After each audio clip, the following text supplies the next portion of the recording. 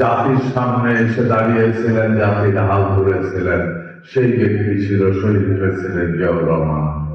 এই শহীদ প্রেসিডেন্ট জিয়াউর রহমানের বহুদলীয় গণতন্ত্র প্রতিষ্ঠা করেছিলেন। তার আগে বাংলাদেশে কোনো গণতন্ত্র ছিল না। এই দেশ একদলীয় শাসন ছিল, সেটা ছিল বাকশাল। দুর্ভাগ্যবান আমরা ওই মহান ব্যক্তি প্রতিষ্ঠিত দলটির একজন ক্ষুদ্র কর্মী হিসাবে, আমরা যারা বিএনপি রাজনীতি করি, আমরা সেই নেতার রাজনীতি করি কারণ জনগণ আমাদের মধ্যে শহীদ প্রেসিডেন্ট জিয়াউর রহমানের ছবি দেখতে চায়। আমাদের আচরণের মধ্যে শহীদ প্রেসিডেন্টের জিয়াউর রহমানের আচরণ দেখতে চায়।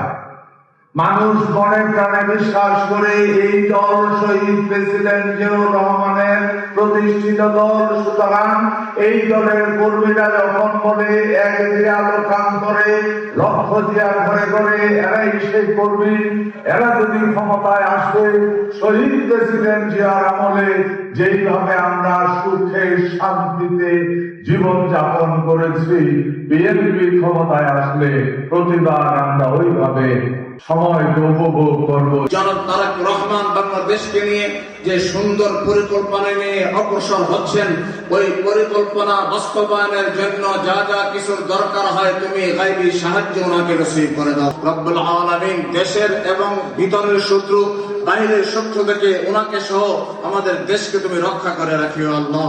রব্বুল আলামিন মহম্মদ মওলাই করিম, আজকে যাদের আয়োজনে এই অনুষ্ঠান সুন্দরভাবে পরিচালিত হচ্ছে, কুমিল্লা মহানগর এবং কুমিল্লা দক্ষিণ জেলা বিএনপি এবং তার অঙ্গ সংগঠনের নেতাকর্মী ভাইরা, তাদেরকে অনেক হায়াত নসিব করে দাও, সেই তৌফিক নসিব করে দাও।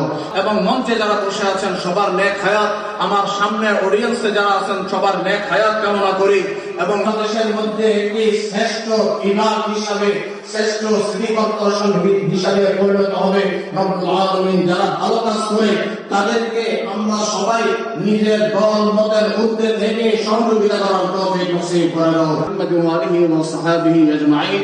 লা ইলাহা ইল্লাল্লাহু মুহাম্মাদুর রাসূলুল্লাহ সাল্লাল্লাহু আলাইহি ওয়াসাল্লাম।